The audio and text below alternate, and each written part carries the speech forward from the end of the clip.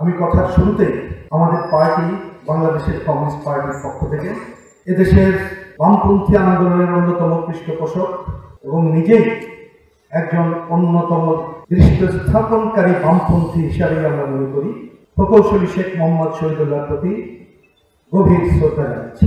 এই সভায় আসলে আমরা কথা বলতে চেয়েছিলাম না, ভেবেছিলাম আজকে অন্যদের কথা শুনি, তারপরেও দুটি কথা বলে শেষ করি। প্রথমত, এখানে একজন বলে গেছেন যে শহীদুল্লাহ ভাইয়ের অনেক পরিচয় বাংলাদেশে বোধহয় আমরা অজস্র জায়গায় খুঁজে পাবো এবং অনেক কিছু আমরা জানবো না যেখানে শহীদুল্লাহ ভাইয়ের হাতের ছোঁয়া আছে, কিন্তু আমরা জানি। আমার ধরনের এরকম শত শত উদাহরণ।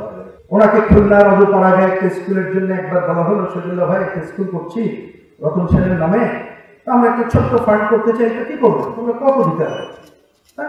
ফান্ড আমি আর আলোচনা করবো, ওনাকে একটা ছোট্ট অ্যামাউন্ট বলা হলো, উনি ছুটে গেলেন। সেইখানে গিয়ে তিনি 60 লক্ষ টাকা খরচ করলেন।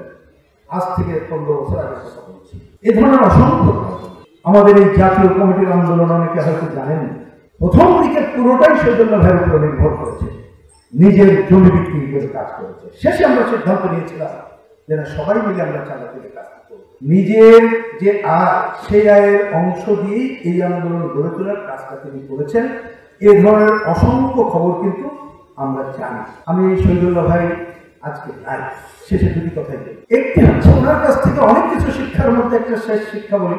একবার ওনার কাছে আমরা গেলাম, আমি ইচ্ছা করেই বলছি না, কখনো লিখলে এগুলো আরো ওপেন করবো। একটা কাজের সাথে উনিও জড়িত থাকবেন এবং ওনাকে বলা হলো আপনি এরকম একটা অ্যামাউন্ট টাকা দেন, অ্যামাউন্ট অনেক বড়, আমি ইচ্ছা করে বলছি না। তো উনি হাসি মুখে শুনলেন, শুনে উনি দুটি মন্তব্য করলেন, আমি উপস্থিত ছিলাম, সেখানে আরো অনেকে ছিলেন, একজন এখানে আছেন, আমি নাম বলছি। উনি বললেন তোমাদের উদ্দেশ্য সব, আমি এই জন্য দিলাম, কিন্তু এই টাকাটা তোমরা যদি মেহনতি মানুষের সাথে লেগে থেকে আন্দোলন করে তোলার কাজ করতা ভালো হতো, তবে আমি আপত্তি করলাম না, কারণ তোমাদের উদ্দেশ্য যেহেতু সব কাজ করতো। এইটা আমি একজন রাজনৈতিক কর্মী হিসাবে এই শিক্ষাটা আজকে এখানে দাঁড়িয়ে মনে করতে চাইছি।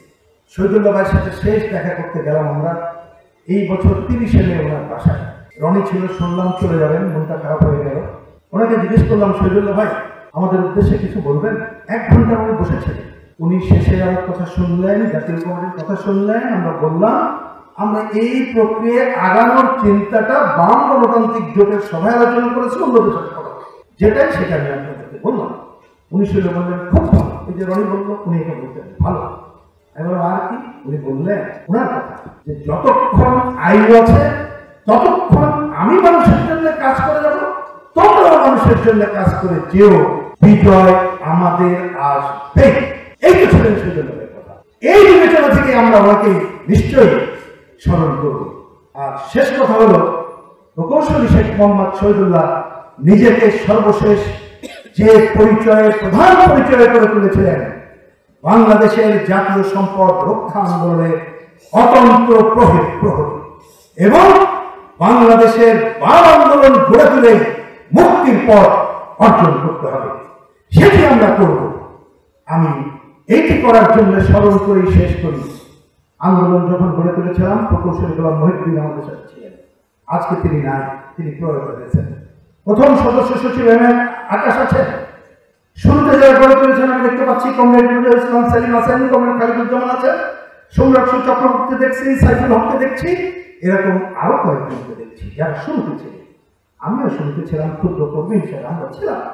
শুনেছেন 11 দল বামফ্রন্ট, তারাই আলোচনা করে গড়ে তুলেছিল, তারপরে আরো মানুষকে অর্থাৎ এই আন্দোলনের ভিত্তি লেফট, কিন্তু আরো দেশপ্রেমিক উদারনৈতিক শক্তিকে নিয়েই আমরা এই আন্দোলনকে অগ্রসর করেছিলাম। যে কারণে হোক যদি ভাটা পড়ে দিয়ে থাকে, আজকে বোধহয় শহীদুল্লাহ ভাইয়ের প্রতি আমরা শ্রেষ্ঠ শ্রদ্ধা নিবেদন করবো, এটা বলে সেই অঙ্গীকার ব্যক্ত করে এই আন্দোলন চলবে। জাতীয় সম্পদ রক্ষা করে আমরা শহীদুল্লাহ ভাইয়ের প্রতি শ্রেষ্ঠ শ্রদ্ধা নিবেদন করবো। Comrade Sheikh Mohammad Shahidullah, red salute. ধন্যবাদ সকলকে।